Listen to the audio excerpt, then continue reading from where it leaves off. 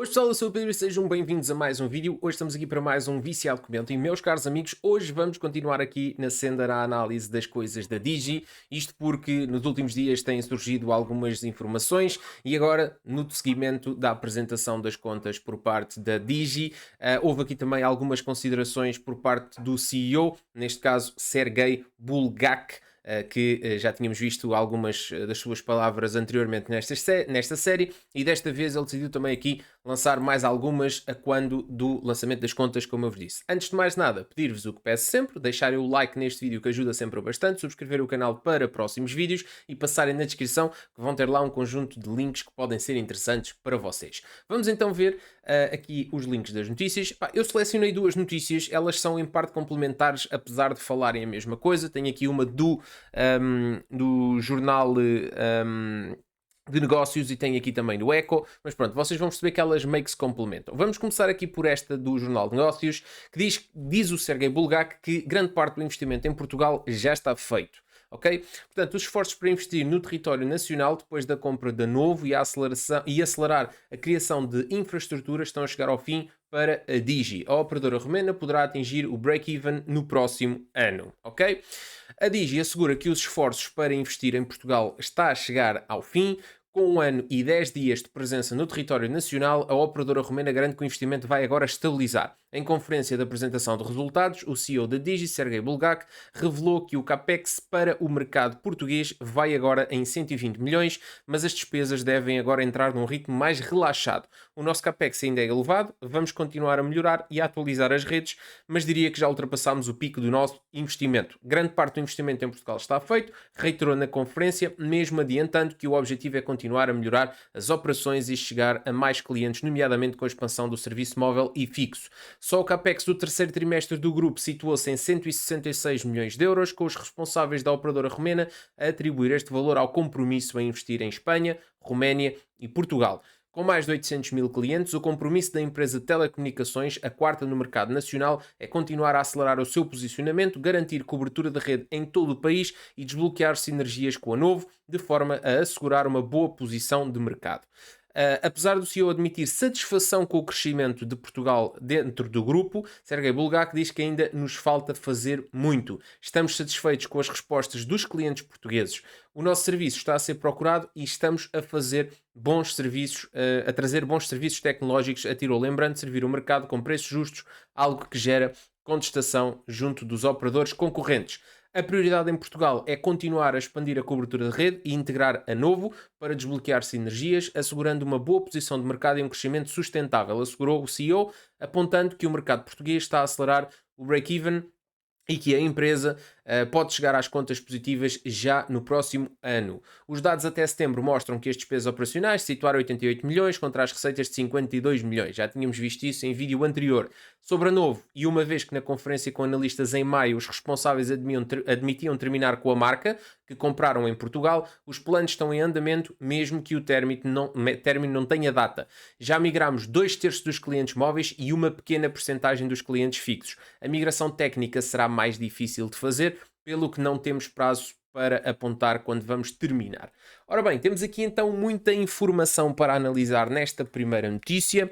Em primeiro lugar, que eu consigo perceber, isto está aqui um bocadinho inflacionado, vamos dizer assim, as palavras aqui do CEO, porque a ideia que passa é que o investimento está perto do fim. Não é isso, é grande parte do investimento. Ou seja, aquilo que o CEO da Digi aqui está a dizer é que aquele primeiro boom de investimento inicial está praticamente a chegar ao fim. Nós tivemos a oportunidade de ver isto no vídeo anterior, onde analisámos os resultados do terceiro trimestre, em que o investimento reduziu ligeiramente, ou seja, já foi inferior ao segundo trimestre. E isto é natural, uma vez que, se nós nos lembrarmos, o primeiro grande investimento foi, claro, a compra da Novo, e logo aí estamos a falar em cento e tal milhões de euros, o que não é brincadeira nenhuma.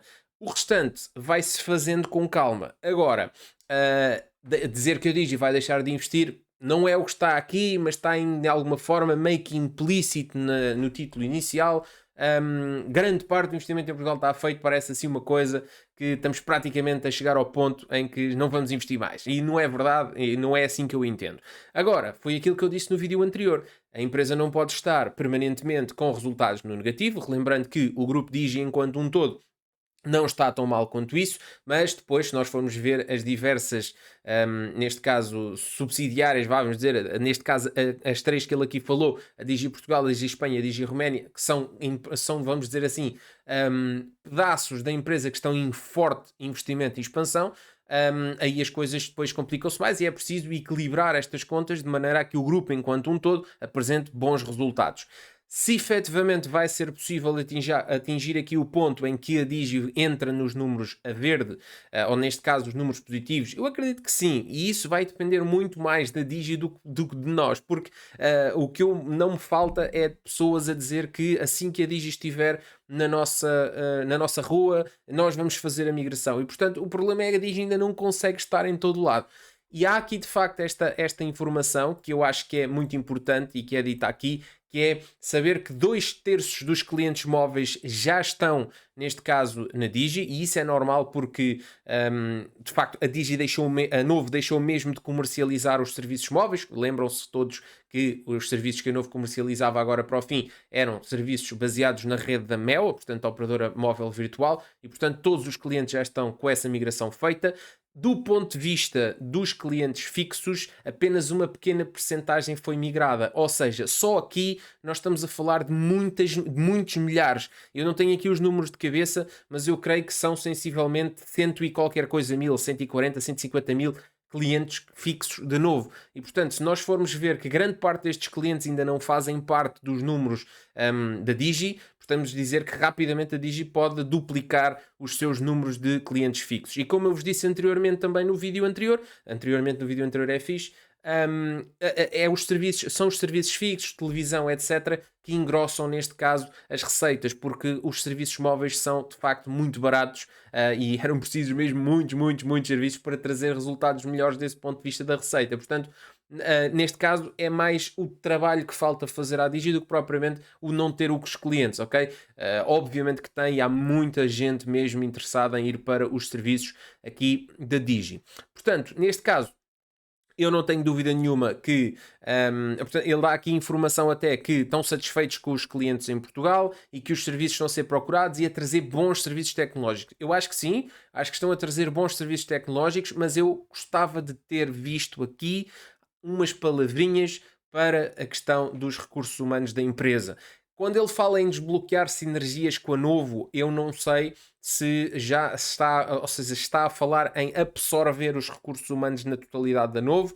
Eu sei que muitos deles ainda andam ali meio no limbo, porque ainda é preciso dar assistência enquanto Novo e depois, entretanto, trabalham também para a Digi, que ainda não estão 100%, mas já houve algumas, neste caso a absorção de algumas lojas, creio eu 2 ou 3 lojas da Novo que já passaram para a Digi, mas a nível dos recursos humanos eu acho que é mesmo muito necessário investir pesadamente aqui, ok?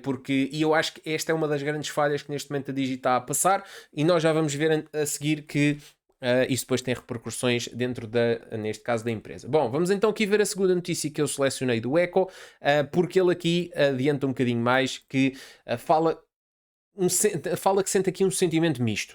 E nós vamos tentar perceber o que é isto. Bom, portanto, um ano depois do lançamento, a Digi admite sentimento misto sobre o mercado português. O CEO da Digi Communications diz ser demasiado cedo para tirar conclusões, mas admite sem detalhar que tem um sentimento misto sobre o mercado português e o pico de investimento já passou. Esta parte vamos saltar, que já vimos anteriormente. Bom, o líder internacional do grupo que detém a Digi disse esta sexta-feira ter um sentimento misto em relação ao mercado português, mas considera demasiado cedo para tirar grandes conclusões sobre o investimento da empresa no país. O responsável revelou também que a Digi já investiu 120 milhões de euros e que a fase de investimento intensivo já está ultrapassada. Muito bem. Do ponto de vista aqui do que ele diz penso que o nosso sentimento é misto, mas diria que não estamos a fazer nenhum balanço, respondeu o gestor sobre a avaliação que faz do mercado português de comunicações eletrónicas. Temos estado extremamente ocupados e preocupados em melhorar as nossas redes e em expandir a cobertura fixa e móvel. O responsável deu também alguns dados operacionais, além dos reportados nos relatórios oficiais. A rede móvel da Digi já tem cerca de 4.500 torres de telecomunicações, vulgo antenas ou sites, enquanto a rede fixa chega atualmente a 1,1 milhões de casas. É uma grande conquista industrial, comentou Bulgak, apontando que, somando todas as unidades geradoras de receita, a empresa serve atualmente no país cerca de 800 mil clientes, ou seja, os 400 mil móveis, mais, né? Portanto, eles chamam isto como se cada serviço fosse um cliente individual. Há certamente um segmento de nicho que aprecia estes serviços. Portanto, aqui, o que é que aqui me interessa analisar? Bom, o facto de a rede fixa já chegar a 1,1 milhões de casas é aqui um bocadinho revelador da dimensão da coisa. Ou seja, se neste momento a Digi está com sensivelmente 150 mil clientes de internet fixa, e a nível de, nós vimos isso no vídeo anterior, a nível de televisão é 104 ou 115, uma coisa assim qualquer, há ali uma oscilação. Estamos a dizer que a taxa de retenção entre aquilo que a Digi consegue, ou seja, entre a cobertura que a Digi consegue dar e o número de clientes que tem, anda ali à volta dos 13, 14%, se eu não me falha aqui as contas. Portanto, de 1,1 milhões, 150 mil estão com internet fixa e grande parte deles também tem televisão. Portanto, estamos a falar de uma taxa de retenção de sensivelmente 13, 14%, tendo em conta aquilo que está a ser feito. É curto. Eu acho que, apesar de eu compreender que, neste caso, eles estão a investir fundamentalmente nas grandes zonas urbanas, e aqui ainda vai demorar algum tempo até que muita gente queira fazer essa migração por causa das questões das fidelizações, etc. e tal. E até porque, entretanto, nestas zonas já existem as low cost e há muita gente que agora tem mais escolha para poder saltar para uma ou para outra. Eu acredito mesmo que um grande boom, que neste caso a Digi pode vir a ter no futuro, será nas zonas mais afastadas das zonas mais populacionadas. E porquê é que eu estou a dizer isto? Porque apesar do potencial, ou seja, imaginem, se vocês fizerem, se passarem cobertura em 10 ruas de Lisboa, o vosso potencial de alcance é de X milhares de pessoas, vamos pôr assim, ou X centenas de casas, vamos pôr assim para não exagerar. Mas se vocês passarem, se calhar, a fibra numa aldeia, é possível que naquela aldeia vocês tenham tantas pessoas ali como se calhar em 4 ou 5 ruas de Lisboa. A questão é, naquela aldeia, muitas das vezes não há bons serviços, as pessoas têm o que há ali. Há muitas zonas que só têm mel, há muitas zonas que só têm nós, há muitas zonas que só têm ADSL, há muitas zonas que não têm grande oportunidade de escolha. Portanto, e quando eu vos digo zonas, não estou a dizer lá no fim do mundo em cuecas. Há pequenas zonas um pouco a 1 hora e meia de Lisboa que neste momento são servidas muito mal a nível de telecomunicações. Portanto, se a Digi conseguir chegar a estes focos, a estas zonas e apresentar aí uma solução de internet boa e a bom preço, vai praticamente dominar o mercado na totalidade nestas zonas, porque não haverá grande opção. Claro que as outras vão logo a correr lá a instalar, mas há aí muitas pessoas descontentes com os seus serviços de fibra, ou nem fibração, não é? Porque há muitos lados em que andam ainda no coaxial e às vezes nem isso. E portanto eu acho mesmo que a Digi, o facto de começar depois também a afastar destes grandes centros urbanos, também pode ajudar a conseguir conquistar clientes, porque aqui, como vemos, estão a conseguir chegar a 1,1 milhões de casas, mas só 150 mil é que aderiram, apesar de nós podermos falar daquela história toda de há muita gente ainda à espera, há muita gente ainda não sei o quê. Pronto. E esta, digamos assim, esta frase aqui é uma pequena bicada para os CEOs das três empresas. Portanto, há certamente um segmento de nicho que aprecia estes serviços, exatamente porque foi dito naquela conferência da APDC, e acredito que noutros fóruns, aos quais eu nem sempre estou tão atento para poder comentar tudo, que se calhar nem há assim tanta gente interessada neste nicho de não ter tanta qualidade e passar só para o preço e patati patati. Eu disse logo que isso era conversa muito interessante, se calhar para a Suíça, para a Noruega, para a Alemanha, mas não é claramente conversa para Portugal, onde as pessoas não são ricas e onde o poder de compra das pessoas não tem nem de perto nem de longe qualquer comparação com outras zonas onde às vezes estas empresas estão, como é o caso da Vodafone, que tem digamos assim, uma operação global, e até o próprio grupo Altice, que às vezes falam assim de cor e parece que Portugal é assim parecido aos outros. Portugal é um bocadinho o país das aparências, onde às vezes até parece que está tudo muito incrível e onde andamos aqui todos de Ferrari, e onde andamos aqui todos com internets a querer os 6G e os 7Gs e coisas incríveis, mas na realidade somos pessoas que somos um país que temos um PIB per capita muito abaixo dos outros, um salário médio nacional muito abaixo dos outros, e portanto não podemos querer ter as coisas dos outros sem termos o dinheiro dos outros, e por isso não há dúvida que há claramente aqui um nicho da população portuguesa que vai estar sempre muito interessada em poder poupar nos seus serviços de telecomunicações, e veja-se o meu caso concreto que, mesmo estando na Novo, que já era a operadora mais barata no mercado, consigo ainda ter poupanças significativas, e nem estou aqui a falar das pessoas que estavam nas três principais empresas onde há poupanças gigantescas, onde há casos de pessoas que, por exemplo, o combustível de um mês inteiro do carro deixaram de o pagar dinheiro fora daquilo que era o normal, ou seja, com a diferença que estão a poupar na Mel, na NOS, na Vodafone, conseguem pôr o combustível, ou seja, entre ter a Digi, sobra 30 ou 40 euros, que é o dinheiro que gastavam do combustível, por exemplo, ou coisas desse género, e multiplicar isto por 12 meses do ano, às vezes até faz mal à cabeça imaginar. Bom, e basicamente era isto que eu queria aqui analisar, pois o resto da conversa é muito à volta daquilo que analisámos na notícia anterior. O que é que eu quero aqui, então, rematar convosco? Portanto, este sentimento misto que o Sergei Bulgak fala aqui, eu consigo compreendê-lo, porque eu acredito que para quem está aos comandos de uma operadora com a proposta de Digi, espera sempre uma grande explosão no mercado. Ou seja, eu estou-vos a trazer uma coisa altamente disruptiva com aquilo que é o normal para aqui. Estou à espera que vocês venham de braços abertos aqui para os meus serviços.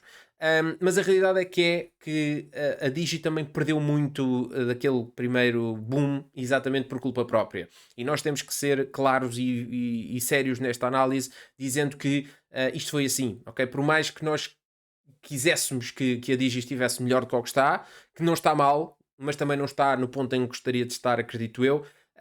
Eu acredito que foi muito por culpa da Digi que estas coisas não correram tão bem. E eu volto a rematar aquela questão que tinha dito anteriormente, que é preciso que ou o Sergei Bulgak ou alguém responsável pela Digi Portugal, não sei como é que está nos outros países para poder aqui opinar sobre isso, mas a nível de Portugal é preciso que se coloque a mão rapidamente nos recursos humanos, é preciso ter, neste caso, capacidade de chegar rapidamente às intervenções técnicas que são necessárias, não se pode estar uma semana ou mais dias sem garantir a reposição de um serviço que falhou nas casas das pessoas, como acontece com bastante frequência, e é tudo isso que leva àquela incerteza de muita gente querer, neste caso, ter o serviço ou não, porque nós estamos num momento profundamente transformador do nosso mercado de trabalho. Ao longo dos próximos anos nós vamos assistir a várias alterações do ponto de vista da forma como se trabalha, isto é, a introdução do teletrabalho é cada vez mais real, vão haver alterações até no próprio Código de Trabalho que vão fazer com que estas sejam uma oportunidade, porque é uma oportunidade que vai permitir melhor qualidade de vida às pessoas, vai permitir ajudar na capacidade das famílias de terem uma melhor qualidade de vida, não só no desenvolvimento pessoal, como também no seu desenvolvimento enquanto família, na constituição de família, até na própria questão da ecologia, reduz imenso a quantidade de movimentos neste caso, de utilização de meios de transporte e de combustíveis fósseis, aquela conversa toda. Portanto, o teletrabalho está cada vez mais dependente do quê? Da questão das telecomunicações, e portanto, a Digi, se quer ser um player neste mercado, vai ter que garantir um serviço que tenha o mínimo de condições para isso. Em 2025 não podemos aceitar para uma pessoa que esteja, por exemplo, em teletrabalho, que de repente há um problema qualquer na sua rua. Não estamos a falar de uma catástrofe que destrua completamente a infraestrutura física, isso é uma questão completamente à parte, mas alguma situação ali, algum cabo, uma coisa qualquer, e depois é preciso contactar diversas vezes e passa-se uma semana e passa-se mais dias e as pessoas não têm o serviço reposto. É isto que eu falo. É preciso recursos humanos na parte técnica, mas também nos call centers, onde grande parte das respostas que nós ouvimos são respostas pré-programadas, são respostas de pessoas que não estão minimamente capacitadas para, muitas das vezes, até receber a informação que as pessoas estão a passar, porque eu sei que estes call centers às vezes também sentem algumas dificuldades, porque a pessoa que liga para lá, às vezes nem sequer ela sabe muito bem explicar o que é que tem, qual é o problema, não é? O que é que se está a passar. E portanto fica difícil às vezes recolher os feedbacks, mas mesmo para quem sabe, para quem chega lá e diz exatamente o que é que tem, recebe aquela resposta, vamos encaminhar, e a gente fica sempre na dúvida se efetivamente vão encaminhar ou não. E depois foi aquela questão que agora recentemente tivemos aí esse problema com os dados móveis também durante alguns dias, com pings incríveis, incrivelmente altos neste caso, com velocidades um pouco abaixo daquilo que é o expectado, que impactava em serviços que necessitassem de mais intensiva utilização dos dados, nomeadamente videochamadas, por exemplo, assistir a live, peço desculpa, digo microfone, assistir assistir a live streams na Twitch, coisas desse género que eu senti bastantes dificuldades em poder fazer. Já está resolvido, mas lá está, são coisas que passam e não há informação nem sequer naquela zona ali do estado da rede. Portanto, esta parte dos recursos humanos, esta construção da equipa de suporte é muito importante para garantir que de facto a Digi possa crescer mais e, acima de tudo, mais do que crescer fisicamente, é preciso que mentalmente, porque há muita gente neste momento que ainda está reticente, ainda está naquela, eu não vou porque não sei o quê, mas vocês sabem que isto primeiro estranha-se e depois entranha-se. Há essa parte do mercado que a seu tempo e com os anos vai certamente acabar por optar, porque há muita gente que tem ideologias muito fortes, mas quando pesa no bolso, às vezes as pessoas tendem a esquecer as suas ideologias muito rapidamente, e portanto agora é preciso que de facto a Digi consiga fazer este caminho de fortalecer a sua marca, fortalecer, neste caso, a sua capacidade de suporte e que as pessoas comecem a ganhar confiança na marca, não querendo com isto dizer que as outras são todas incríveis e fantásticas, ok? Todos nós temos histórias e basta só quem não tiver internet em casa neste momento é que não consegue encontrar uma história negativa com qualquer operadora do país, seja ela quem for, seja a Digi, seja a Mel, a NOS, a Vodafone ou outra qualquer. Portanto, más experiências há com todas as empresas e se nós formos olhar, se existem más experiências com empresas que estão no mercado há 30, 40, 50 anos, como é que não iria existir más experiências com empresas que estão há um ano? Portanto, é natural. Agora, é preciso reduzi-las ao máximo e é aí que eu faço aqui esta chamada de atenção aqui para nós, porque ninguém da Digi vai assistir a isto, acredito eu. Portanto, meus caros amigos, não se esqueçam então de dizerem nos comentários o que é que vocês acham. Da minha parte, eu acho que esta questão do sentimento misto faz sentido, mas é preciso, de facto, que haja aqui uma meia-culpa, entender que, de facto, não foi tudo bem feito e, claro, que nunca poderia ser, mas não foi tudo bem feito e, se calhar, isso acabou por ter aqui alguma repercussão. Lembre-se da história do apagão, por exemplo, e da questão das chamadas, que eu acho que foram muito penalizadoras para o serviço móvel, que era aquilo que tinha tendência a crescer mais. O resto é mais difícil. Um grande abraço a todos e vemos no próximo Viciado Comentar.